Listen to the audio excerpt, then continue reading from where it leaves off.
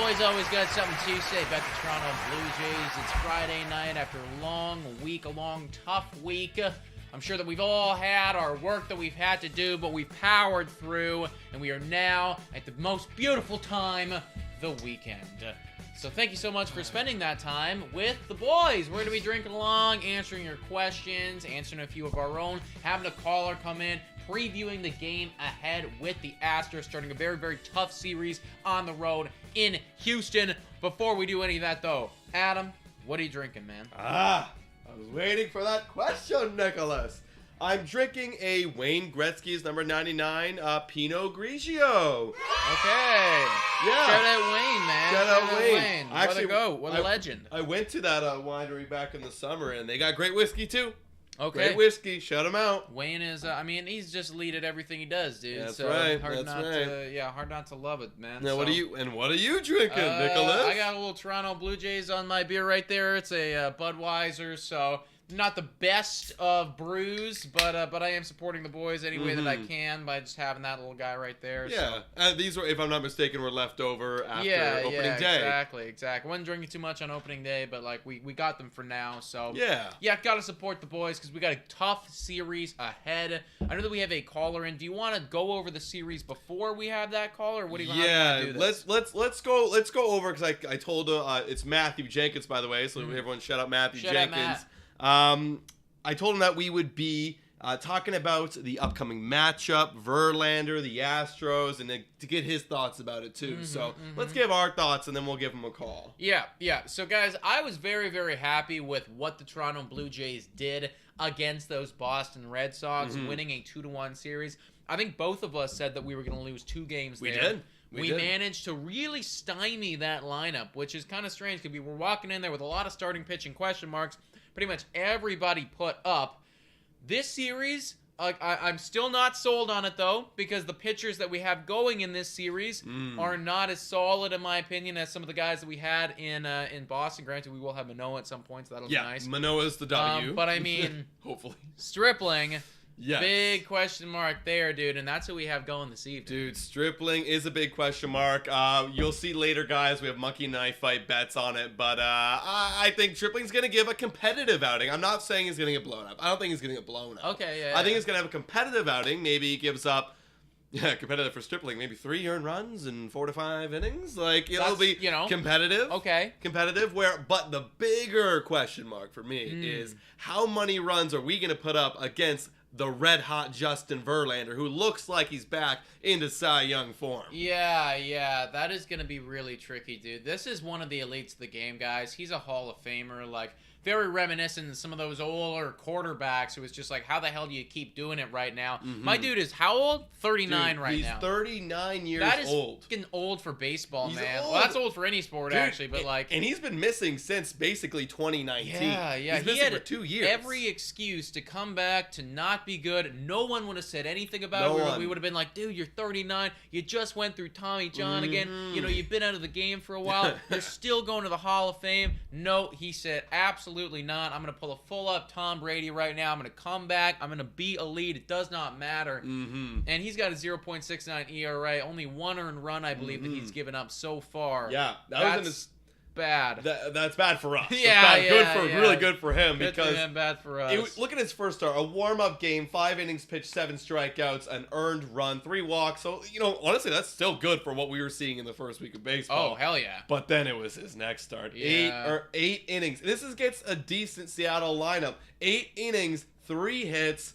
And 8 strikeouts. Yeah, he literally did a Kevin Gausman the other night. He did a Kevin Gausman. Yep. So, absolute respect to the guy. Like, that's amazing. His ERA shows it, and he's obviously very, very good.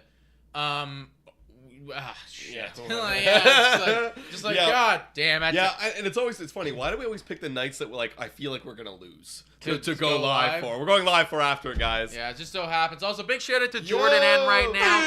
Forza Dono. He says 39 is not old. F you guys. LOL. Dude, my mom always says that. It's like, why are you talking about him like he's old? Like, I'm like twice his age. But I'm like, it's for baseball. No. Here's the thing. 39 is old to be throwing 98 miles per hour. Yeah, that's what I have to say that's about pretty that. old. Like you are, like I'm like respect for being mm-hmm. able to do something like that at 39 years Yeah, old. Like no, I can't do it at 24. You know, yeah. I'd probably never be able to do it. So Yeah, it's like yeah. the fact that you're still doing it there is like pretty damn elite, man. Yeah. So what do you think? I want to give a little bit of prediction here before we call Matthew. Yeah. Any score prediction? Any early score prediction? It's troublesome to me, dude, because obviously our lineup is not the best lineup that it could be right now. Do we have George Springer? He's actually out of the lineup. I Someone thought so, actually yeah, I commented thought so. that. Yeah. Which is unfortunate because I really want him to play against Houston. You know I what do I mean? want him to play against Houston, and hopefully that he will do, and maybe Saturday, maybe Sunday, like maybe it's only a few days. You know, because we were able to pinch hit him the last time, right, which was nice. But I would like to see him starting a game at least, or being DH or something like that. Definitely against Houston. I think it's Tapia leading off. It's definitely like a B lineup for the Blue Jays. Yeah. Granted, we were able to do it against Boston, but that was with some exceptional starting pitching, which I don't know that we're going to get from Ross Stripling. The one benefit is our bullpen is really rested. So if we're close, I bet Montoya's like going to roll up Simber, the guys. Mesa, Jimmy, Romano could even go twice. Romano could go twice. Richards, they should all be like 100% ready to go. So like that's good for us. Like we might get a bit of a bullpen day going. My score prediction, like probably like 6-3 Astros. You know? Like I don't want to do it, but like probably something like that. I'm literally thinking. I was 6 is a good number. I was gonna even say 6-1. Yeah, okay. Like, I have a bit more faith in us. Like somebody's gonna do something, and like right. I mean, like Verlander, like he can't continue doing that. Like that's superhuman, godly stuff, you know. I don't know. I understand, but like I do think we'll get to him a little bit. Let's call up freaking our Patron member right here. I want to see what he's got to say about it. He's got any thoughts? Also, I got a new phone, and the speaker's so loud. So we don't even need the speaker. Let's go. Matthew, we're ringing you, bro. We're ringing him up. Hello. Matthew. Yo, Matthew, what's good, dude? I'm doing great. How are you boys today? We're pretty nice, man. We're pretty nice. I'm sipping on a alcoholic beverage right now. So is Adam. Yes, sir. sir. It's the end of the week. I'm excited to have a beautiful weekend. How are you doing, Matt? I'm excited for a weekend of Blue Jays baseball. Oh God, yes, dude. God, yes. Yes. I'm very. Did you watch the games in Boston? Oh yeah, dude. I watch all the games. Come on. Oh yeah. All right. We got a super fan. Matthew Jenkins. Of course, man. I was so happy that we went 2-1 there, Matt. Like I did not think that was gonna happen for the boys. What are your thoughts on? We were just talking about it. This upcoming series against a very good Houston Astros ball club. Our record's better than they are, but like I think everyone thinks that they're gonna pick up a few more dubs. Like, do you think that we can win this series, man?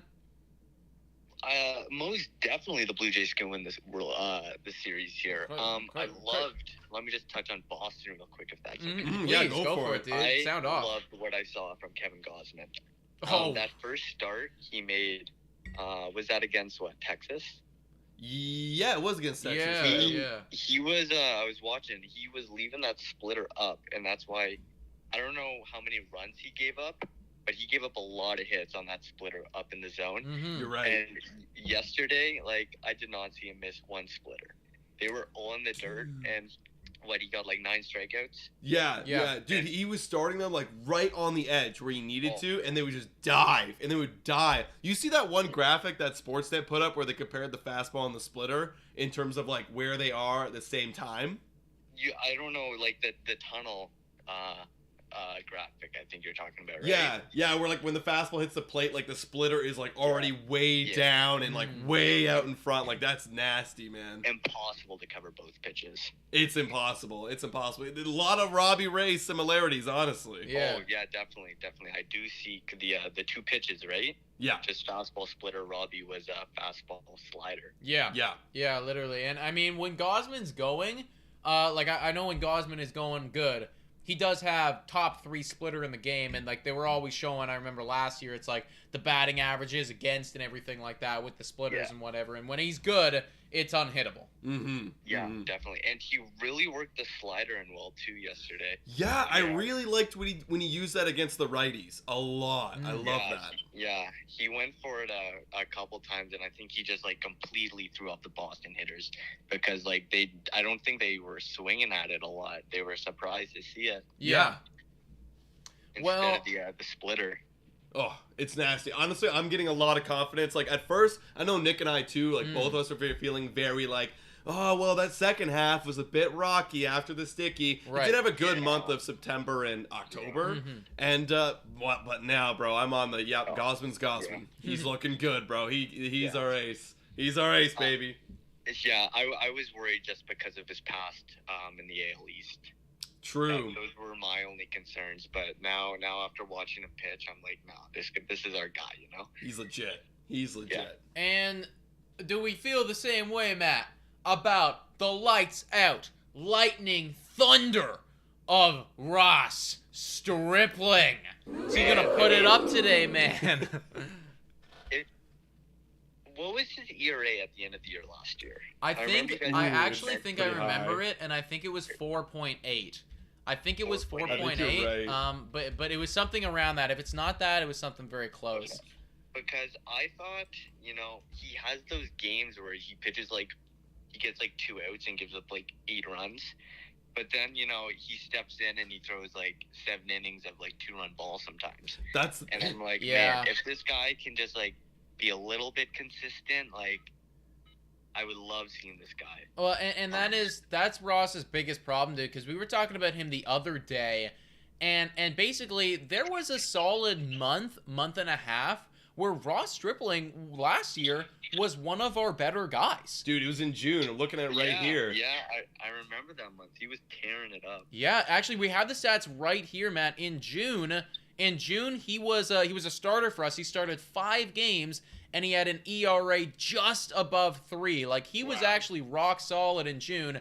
And then every other month, he was fucking trash. Wait, May was competitive. He was competitive. 4.4, we're not asking for much. But he literally became like an ace in June. Yeah. So maybe we just gotta wait till June.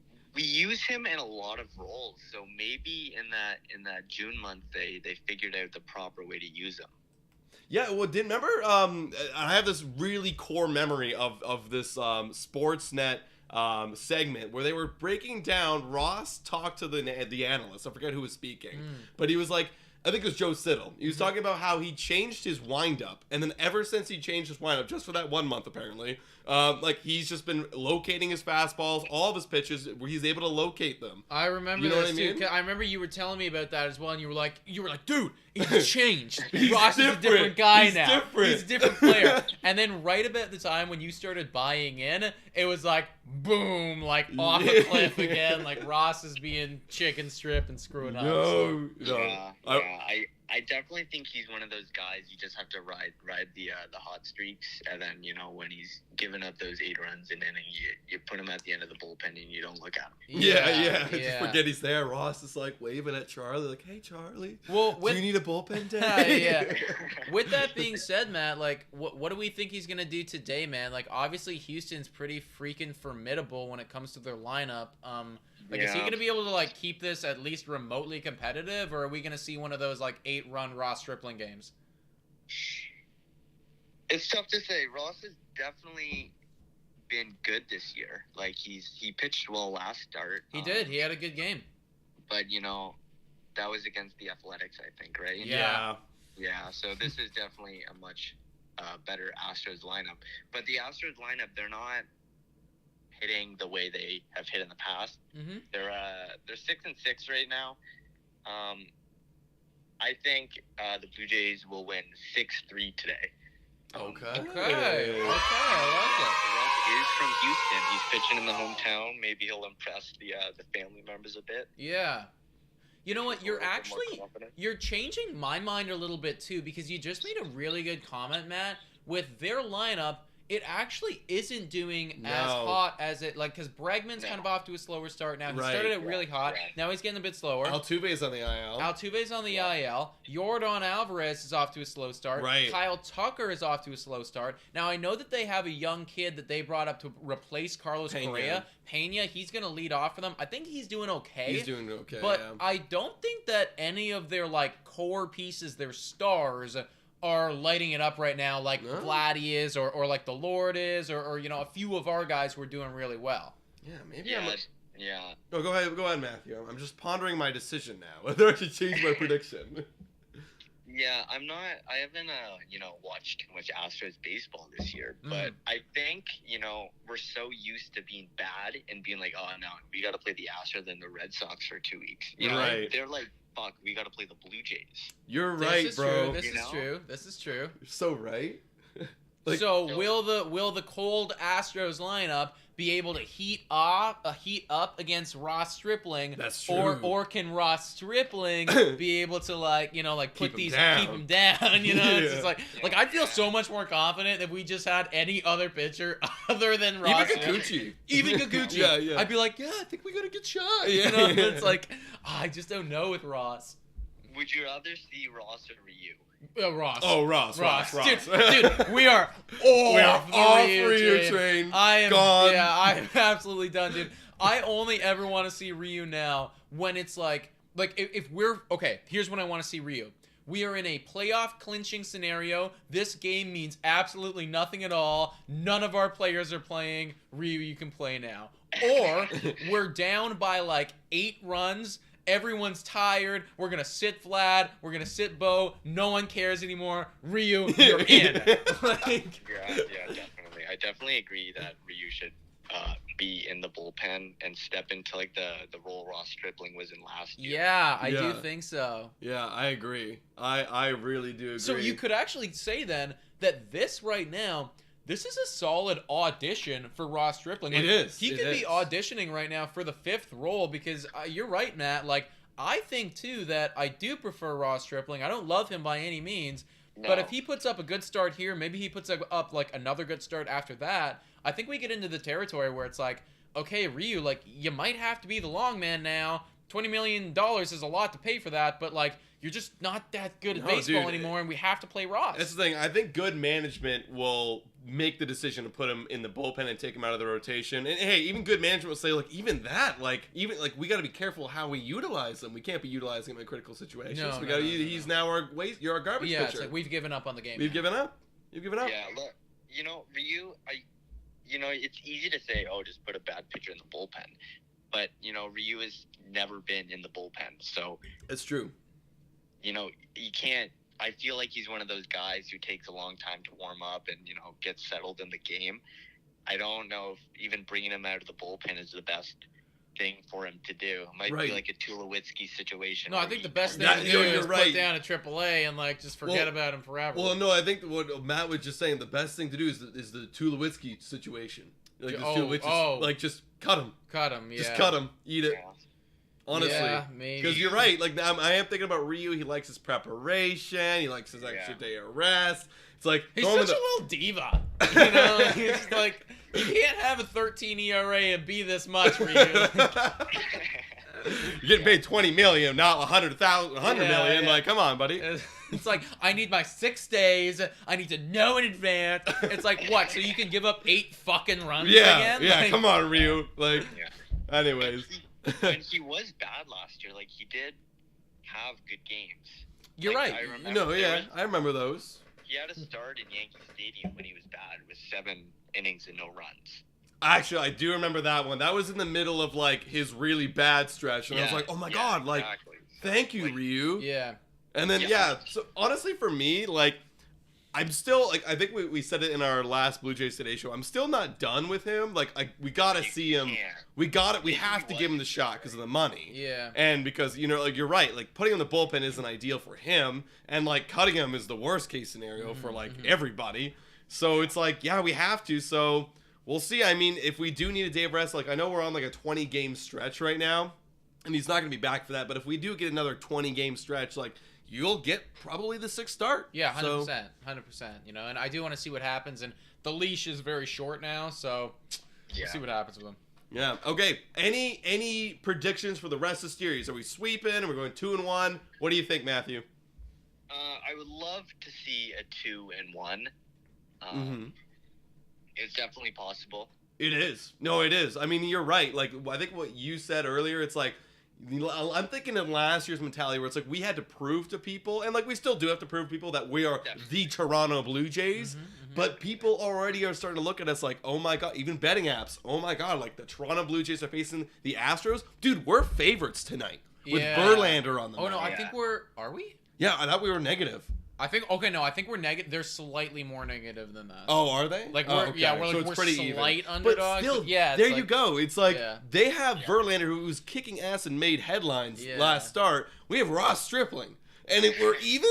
You know what I mean? So it's definitely not worth betting on the Blue Jays currently. It's not. No, it's actually like But- that. I literally haven't been betting on us that much, No, just you because I'm can't like touch it. I can't make that much money. And, I agree. All right, Matthew. Anything else you want to say before we sign off, man? Oh yeah, I'll add one more thing. Absolutely. I know everybody's freaking out today because everybody knows the last time Justin Verlander pitched against the Jays, it was a no-hitter. Yeah. we remember. Yeah. Vlad and Bo were both actually in that lineup. So my bold take for today is that they're hungry for revenge. And they are going to smack Justin Verlander as hard as they can. Let's go. I could get me behind a little bit of Vlad and Bo action, baby. Maybe they both go back to back. Back to back, back to back, and it won't be the first time. Back to back in the third. The third time through. Yeah, or no, back to back in the third inning. Third inning. In the third inning, we go back to back. That's my prediction right there. Thank you, Matthew. I love that. Matthew, thank you so much for being a Patreon, and thank you so much for coming on to our show. It's honestly so awesome to like meet you guys and talk to other Blue Jays fans. It gives another element to the show that we really, really enjoy. Yeah. Oh, dude, I was thrilled you guys had me on here. I love watching your videos. Well, you're two for me. So we got to have you on again, man. We're gonna be doing. I'm not sure exactly. Where are you from, Matthew? Bradford. Bradford. Bradford. That's by Laurier, right? Or that Laurier is in Bradford, right? Bradford, Ontario? Yeah, I think you're thinking of Brantford. Brantford. Oh no, I'm thinking of Brantford. You're so right. Where's Bradford? Yeah, where's that? Barrie is. Oh yeah, Barrie? around Barrie. Okay. Yeah, it's Well- like a little bit south of there. Here's the thing, Okay. man. Like, whenever we're definitely going to be doing sometime later this season, maybe we'll give like a month and a half advance notice. Like, basically, like an entire thing. You know, Patreon's like maybe we'll come out and do a game or something. Like, we gotta get you down here so we can watch one live or 100% something. be there. 100%. Let's Love go. it, dude. I love it.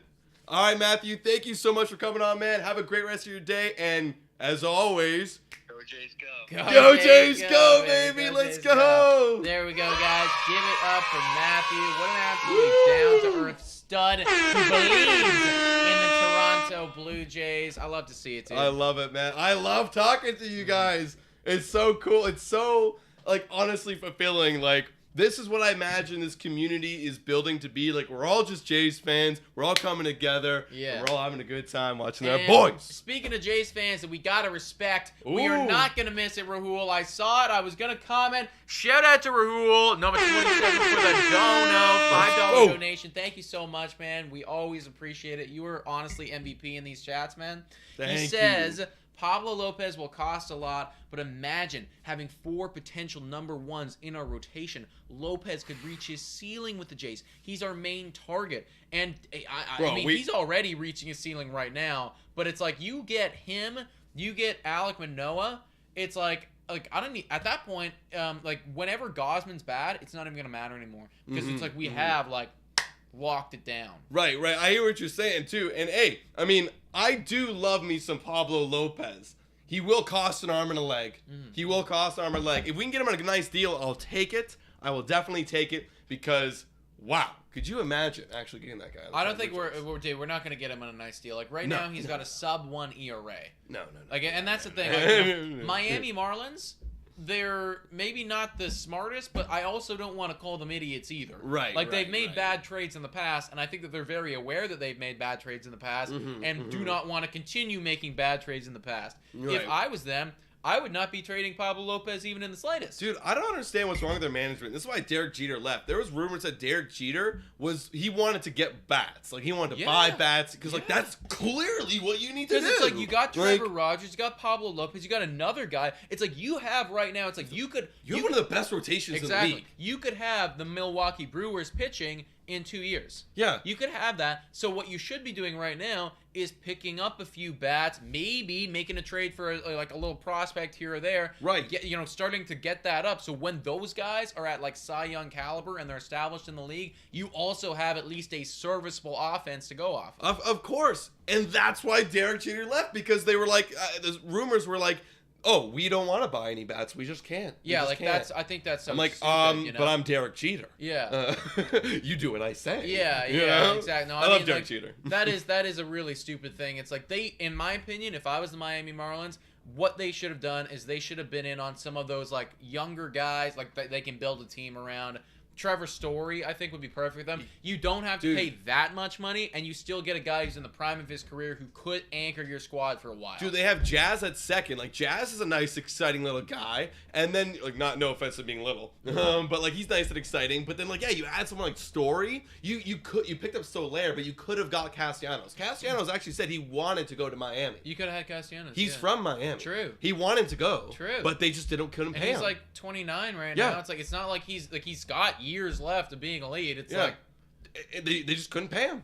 And Derek Jeter's like, what is this bullshit? And he's out. Yeah. Like, of course. I mean, I would be too, because just like, okay, I see how in a few years, if you manage this team properly, Miami Marlins could be an absolute force to be reckoned with. Yeah, but like, what are you doing, management? That's the next step. Like, you are this close. Everyone gets on you because they're like, gets on you in a good way. Like, oh my God, he's on the train of Miami Marlins because we have this great pitching staff. Yeah. But you don't have the freaking offense, and you're just a few buys away from being a good team. Yeah. Especially in the NL East, where it's like there was an opportunity for you to jump up. And now you're missing it, bro. You're missing it, bro. That's silliness. But I would love to trade for Pablo Lopez anyways, Rahul. Like, I think all of us would like to trade for Pablo Lopez. Yeah. We were actually talking in a recent video about way too early pitching targets. Pablo Lopez was on there.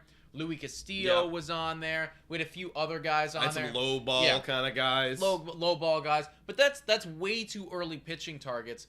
And I think a few of you guys were commenting on the thing, about like certain trades that we could make for these guys, like which guys you had in mind.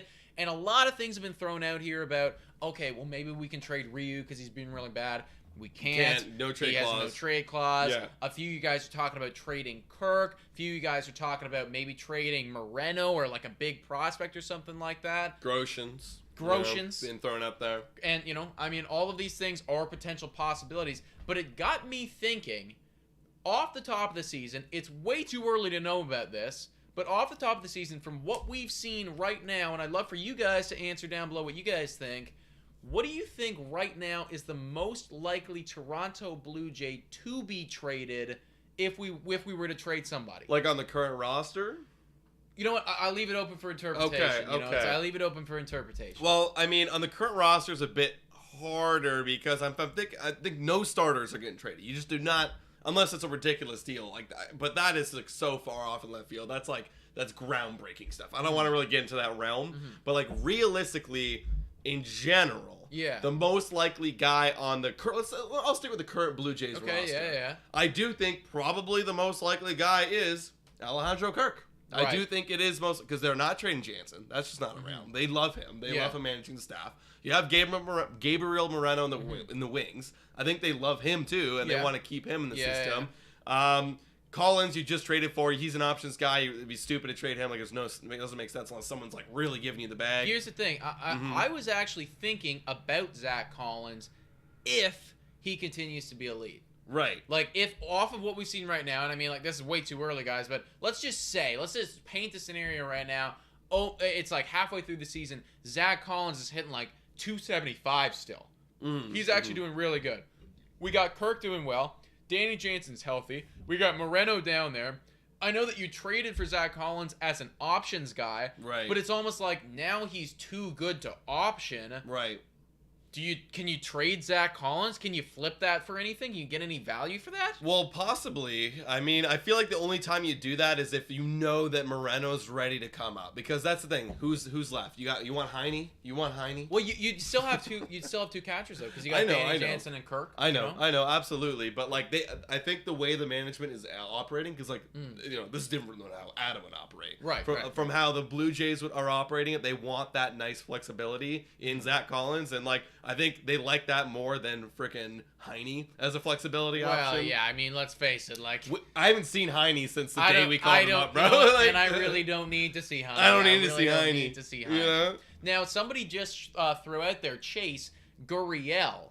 Because of his team-friendly contract, good trade value. And what do you think about that? We have been over this, Chase. We ain't trading the Lord, okay? Because the Lord delivers when we pray to him. Yeah, okay? yeah. But on a serious note, Yeah. you said the exact reason why we don't want to trade him. He's on a team-friendly contract. You know? If we're building a championship team, you need guys like that on your team. That's the thing, and, bro, he's too good right now. Imagine trading him. Obviously, you wouldn't trade him right now. Right. But imagine our team looks like this come July, and it's like, someone's asking for Gurriel. It's like, well, no, he's detrimental. Like he's the only one other than like Vlad. You're talking about injury-wise. Injury-wise. Because we're seeing right now, I mean, first off, like, T.O.'s on the IL right now, but we're seeing right now, there's Springer, like, being heard about something. It's like, this happens. I know. This happens. And I feel bad. I thought about this, too. I'm like, it's not his fault. He got hit by a pitch. Like, that's not his fault. It's not his fault. But it's like, it's so like Springer it's to just be like, freaking hurt again. Yeah. Like, but you know what? It's so like Gurriel to be in the lineup.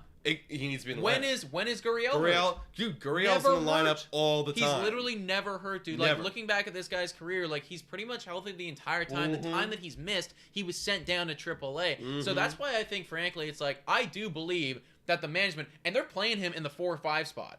Yeah, which because means, he's good. Which means that it's like, oh my gosh, like, we actually really care about this guy. I think he's really important to us. I think that Gurriel is actually becoming an integral dude, and he's one of the most unlikely to get traded. I think so, too. Because if you look at the games that we've won, it's not Vlad and Bo and Springer off the top. Who, like, there's been a few where it's like they're putting up. Right. But a lot of the time, it's like Lourdes Gurriel Jr. in the middle. It's like Chapman doing stuff with Lord. It's like that, like, middle part is really being productive for the Toronto Blue Jays. Yeah, and I'm going to flip over here to his stats. I know that his OPS doesn't look shiny. It's 694. His OPS plus is 105. He hasn't been hitting for much slugging. Look at his slugging compared to his average. His power's not there right now. The power's not here, but the batting average, he's able to keep the line moving to Zach Collins and Chapman in the bottom half of the order. Yeah, So and the on base is good as well. the on base is just good. It's just great.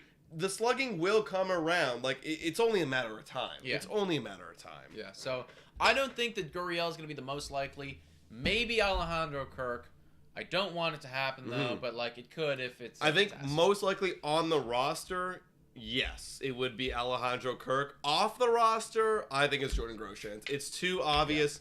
Orelvis Martinez is looking like... He literally reminded me of Vladimir Guerrero Jr., obviously not to the caliber, but like a young 20-year-old in spring training smacking bombs and looking like a professional. I don't think he's that far off from the caliber. No, he It's easily like, could. I really don't, like, and when I saw him, too, it's like, I got, like, striking, like, things about, it was... Oh my God! We're gonna see him tonight. Jordan Alvarez. Yeah, like the way that he hits, the power to and the like bat his body speed, type, the it's bat like, speed. just everything about him. I was just like, it's incredible. You could come up and be a force to be reckoned with in this league immediately, and I don't really want to get rid of you.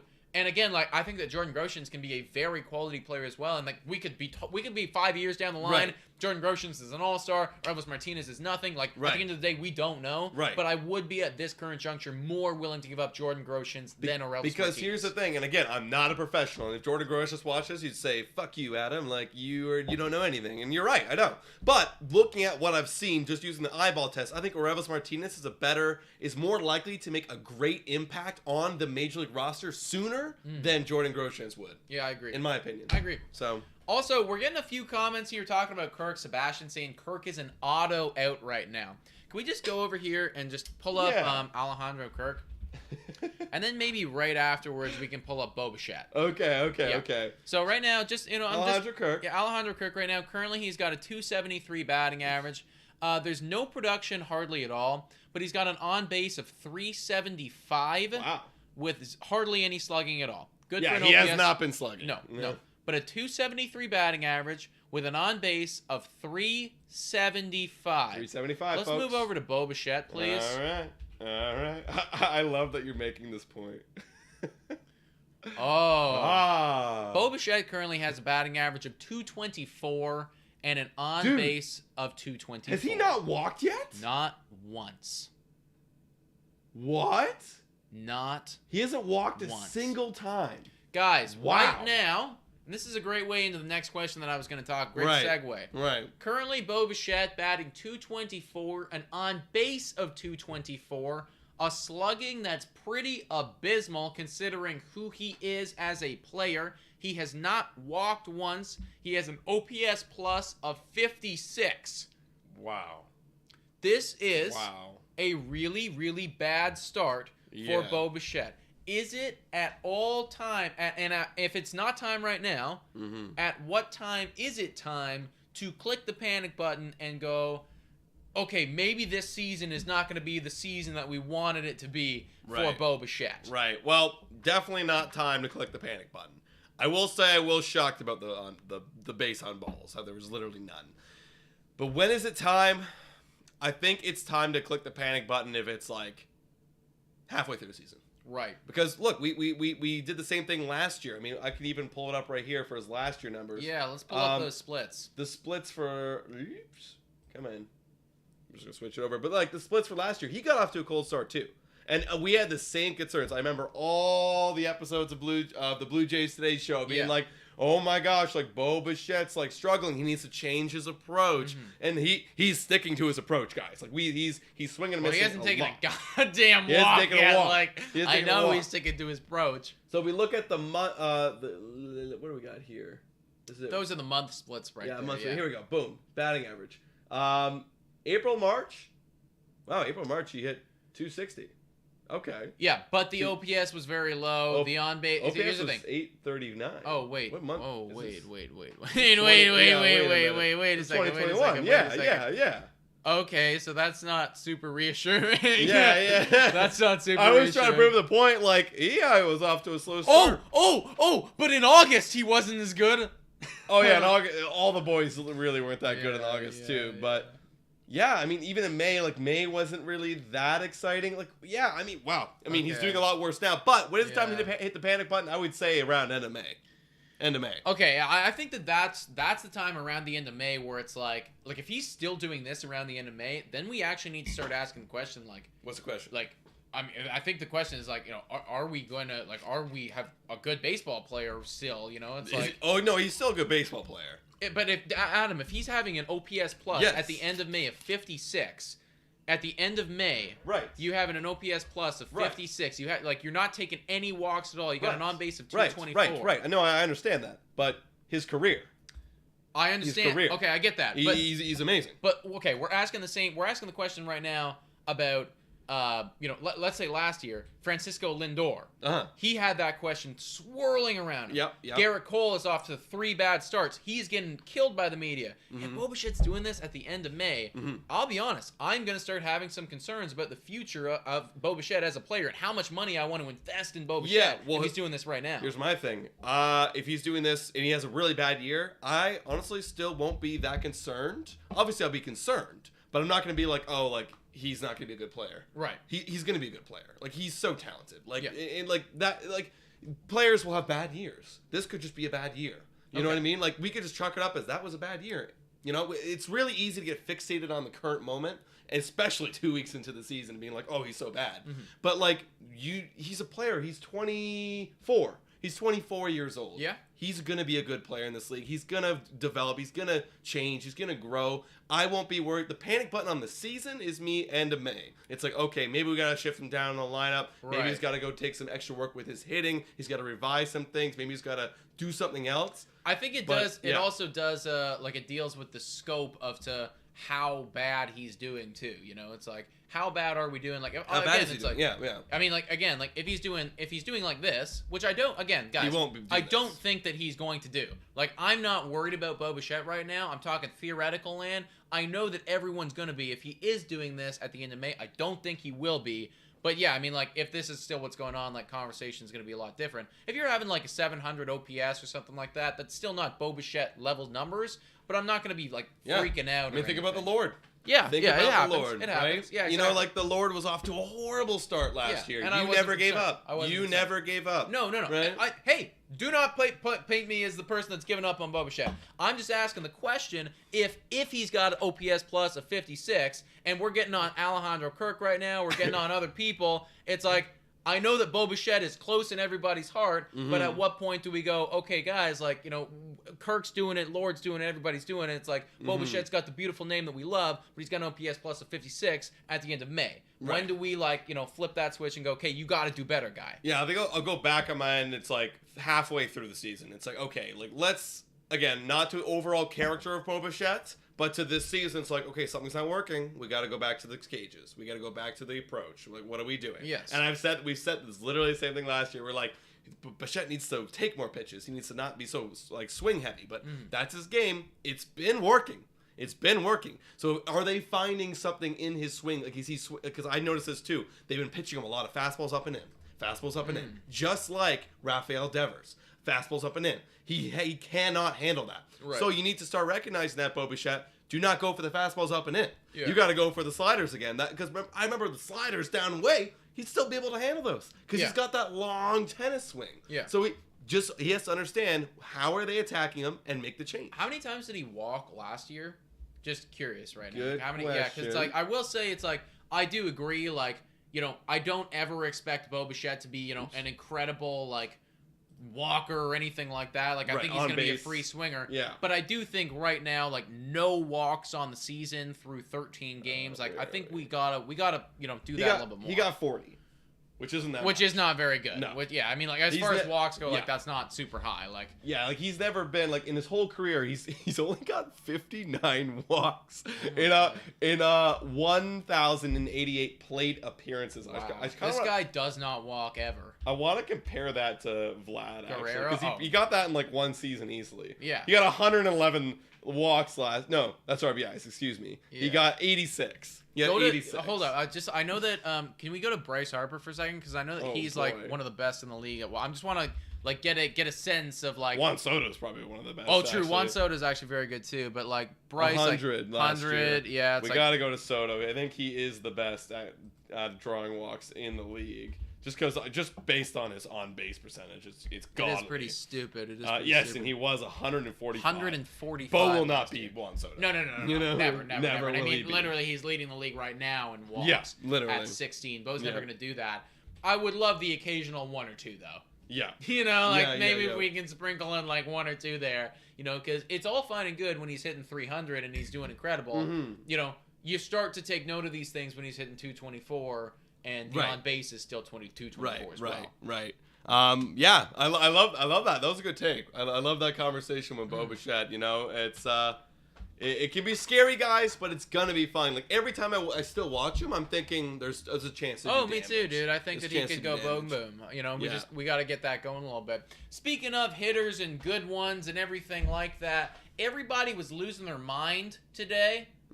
Because there was a hitter power ranking that came out. We wanted to look at that and maybe see what you guys thought about this. We will answer some questions. Yeah, and then we'll get some questions because it's been 45 minutes. We still haven't got to a single question. Talking right now, we're talking about Bo Bichette. Talking about all the things. But everybody was freaking out right now about these hitter power rankings.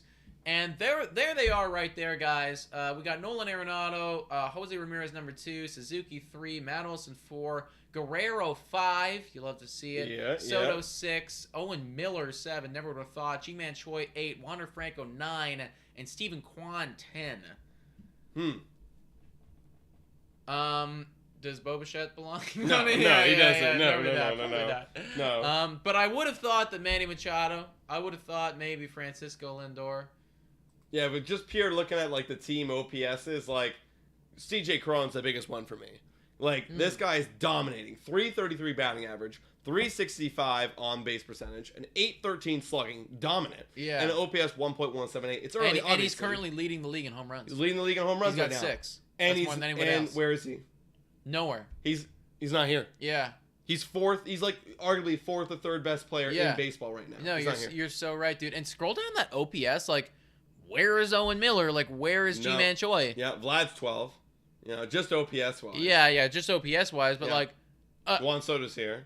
Like, what is this list? What is this list? Is Juan Soto up here? Yeah, he's right here. Dude, he hits 260. It's early. 260 is still good. Yeah. But like top 10 in baseball? I don't think so. No, this list is pretty bad. This list is super bad because it's just like we're kind of going off of name value, but at the same time we're not going off of name value. Yeah. It's like I don't understand. Like, we're going off of history, but we're not going off of history. Like, I don't understand what this is. It doesn't make any sense. If you were to straight up take, like, and we looked at this before, if you were to straight up just take, like, the best players in baseball right now, then just the top 10 in like OPS and production. Yeah, and like slugging and home runs. Like, just try to factor in all of it. Consider everything. And for me, my top 10, in no particular order. Arenado's there, Ramirez, Suzuki, Cron, Olsen, Kwan. Yeah, he's having great starts, so I'd throw him up there. You can make an argument for Tommy Edman right now. Guerrero, I think, should be there too, but like not number 5, honestly. No offense. Yeah, at the end of the day, like Machado. Yeah, Machado is Connor Joe doing better than Guerrero, right? It's just like that's the way it is right now. Lindor two's up here. Like Lindor's getting a lot of production. Franco, like that. Also shout out. Big shout out to Rahul. Makes Let's me go. mad. J Ram is doing well. Jay's missed out. Thank you so much for the donation, Rahul. And yeah, Thank you. Jose Ramirez is obviously doing like.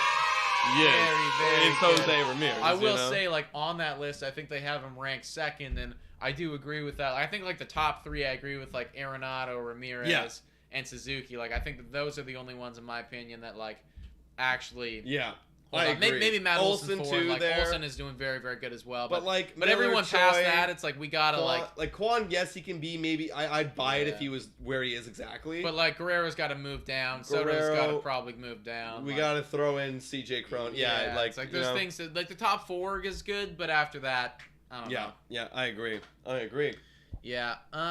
Let's see if we can answer some questions right now. Yeah, let's get the questions. Capital letters, guys. Ask your questions. We have some way back. Oh wow, people are getting on me right now with the about the Bichette. Yeah, they're getting on me, guys. I wasn't saying that he's gonna be bad. I was asking the question, which you guys did not answer, by the way. How many beers have you had? Nick, terrible take. Yeah, says Logan. Bo doesn't use spider tack. Nick woke up this morning and showed his violence. I felt that. Again, I know that you didn't mean that, but it was the proposal. Yeah. I have a Bo Bichette jersey. I know. You assholes. I know. Have that. I know, and I know, Nick, you very much believe in Bo Bichette. You're just proposing the question, like, when do we, if he's doing this, I think it was when you said I'm gonna start questioning his like future. Oh, I would though. I mean, I would with anybody. Again, with Vlad, for instance, if again we're like halfway through the season and he's just being like literally like not good at all. Right. I mean, like we have to be like, what the hell's wrong with him? Right. But we have to be like, you'd have to bounce back though. You still got to be in this corner. If it's like 2 seasons, now I'm questioning. If you're giving me Cody Bellinger type stuff, because Cody Bellinger, I was still in his corner after one bad 2020 season. It's like Cody Bellinger's MVP last year. Right. And then it's like, then a 2021 season happens, and I'm like, okay, now you're bad. Actually, is he too good now? No. Is he still bad? I think I actually don't know what Cody Bellinger is doing, to be completely honest. Because I thought he was getting hot, but I don't know. I could buy. I can buy it because he's still young and he's Cody Bellinger. That's the thing. Like you got to think that eventually he's gonna turn it around. It's just like, I guess in the whole like scope of their he has an 889 OPS now, hitting 279 on base of 354 with 2 home runs. And you know what? Good for you. Good for you. I forget he was my keeper. Yeah. Like 2 horrible fantasy seasons. I dropped him and he was doing this. I'm pissed. Well, I mean, you can't That's keep baseball. that guy. You can't keep You that can't. guy. You can't. He's Impossible. one of the worst hitter in baseball Yeah, last year. This is impossible. Yeah. But I don't want that for Bichette. I don't want that for Vlad either. I want straight 800 plus OPS as the entire career. I don't want to be making video rooms about why they need to go down to AAA. Right. All right, let's get some questions here. JT, you streaming the game? Yes, we are. Right after this, 8 o'clock, we're going to be streaming the game. It's the other stream will be in our channel. Check it out. If you haven't already, please subscribe, and you can check it out. Jordan, who do you think should hit cleanup now that Teoscar's hurt? Lourdes Gurriel Jr. How did you feel about Zach Collins going into that role? Didn't love it because he's hot for a week right now. Lord can be hot for months. We've seen it, and he's hot right now. Yeah. I want him in the cleanup. I like Zach Collins 5. I don't mind the 5 spot. Yeah, I think with the disconnect for me there was like, I love the Lord, and okay, if the message is that we are gonna do the hot batter, like that's what it's gonna be, like we're gonna orient our lineup with the hot batter, then we should do that for all positions in the thing. You know, it's like, why is Tapia batting leadoff? Why is Bo batting second? You know, it's like, if we're going to make it the hot batter, like, let's get Lord and Guerrero and all these people up there, you know? But that's not the case. I think he should have been batting 5th. I want the Lord in there. Yeah, I was just thinking while you're saying that, it could have been like a matchup thing, a lefty thing, because he is a lefty. He does like the matchups. He likes the matchup things. And then there is another thing, and again, going back to Bo and Vlad, it's like, and I'm a big believer in this. You have to tell a player, this is your role on the team. Bo, you are our second hitter. Vlad, you are a third hitter. George, you're a leadoff hitter. Teoscar is always our 4th hitter when he's in lineup. Right. And now, after that, it kind of fluctuates. And then Lord has been told, you're a 5th guy this year. So it's like, I'm a firm believer. It's like, when especially, again, I didn't play MLB, but as a player who played baseball, I love knowing in my last 2 years playing, I was a 2-hitter every single day. I show up to the game. If I'm not the 2-hitter, I'm out of the lineup because I'm resting today. It's like, but when I'm in the lineup, I'm number 2 again because that's the trust. And what did I do that year? I had some of my best years because my manager gave me the confidence to go out there and be my best. And it's a comfort thing. And if I remember whenever I was moved because of injury or something, I played 3 sometimes. Even when I played 3, which is the best spot, I'd still not feel right. I'm like, oh, I gotta be a 3 now. So does that mean though that you think that even though we're dealing with this Tio injury, like Lord should be 5 the whole time? No, because that's the thing though. Right, with injury, you could still move up. It's like with 4 or 5, it's different because that's cleanup. Right. Where it's like 2, 3, it's like it's a bit different. I always see it's like the lineup is surrounded by the 3 guy.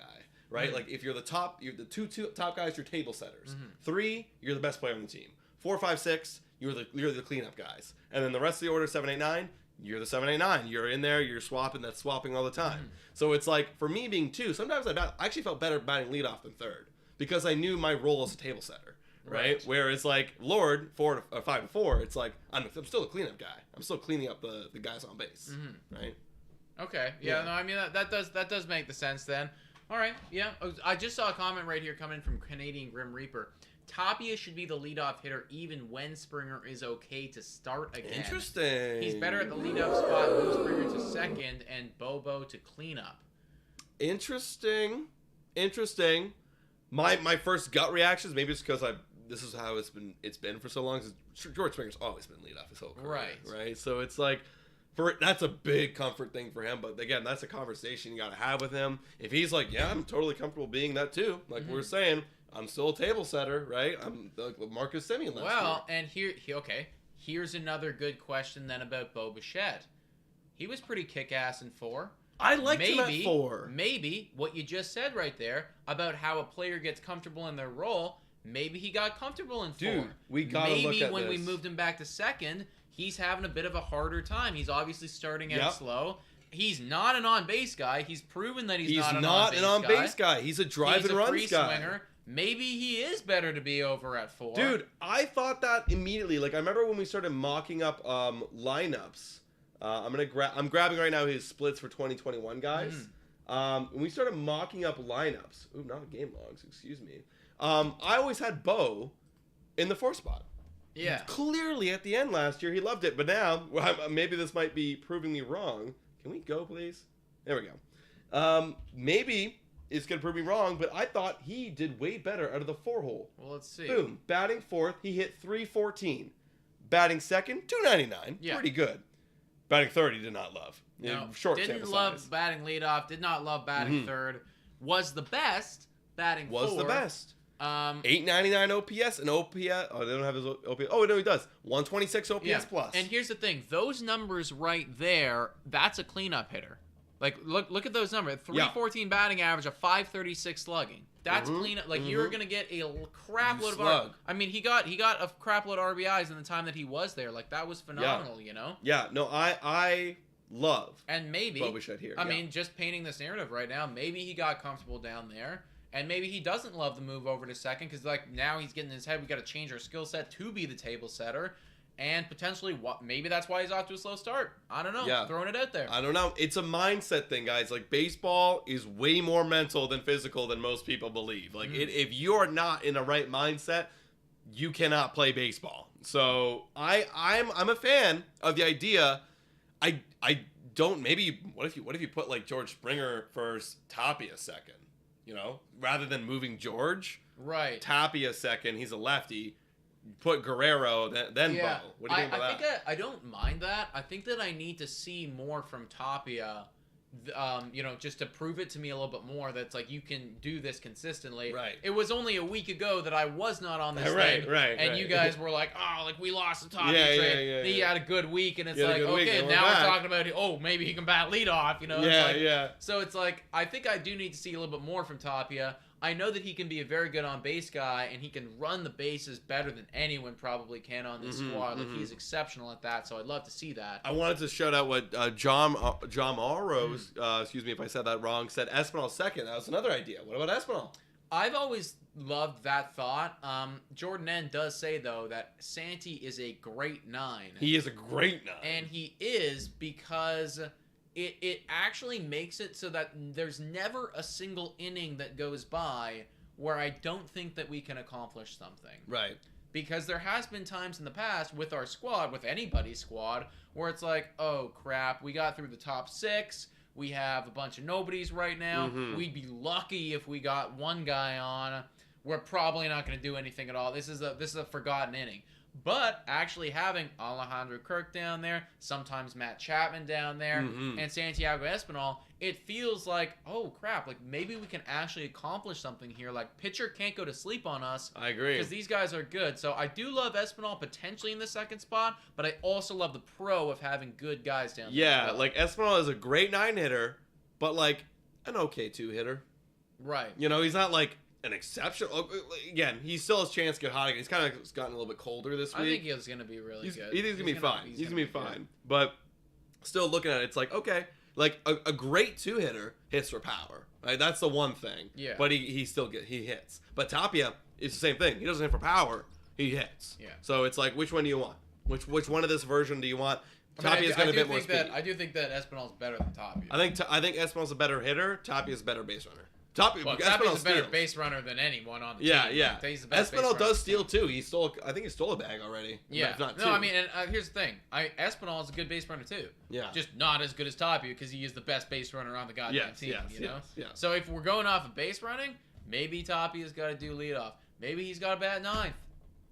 Who knows? Yeah, I mean, if we're looking at it that way, it's like set the table for Springer when they come up. Right. Hard to say. Right. It is hard to say. Yeah. It is hard to say. But either way, I mean, I really hope that tonight we can get some offense against Justin Verlander because we need Tapia, who's batting leadoff, to set the table.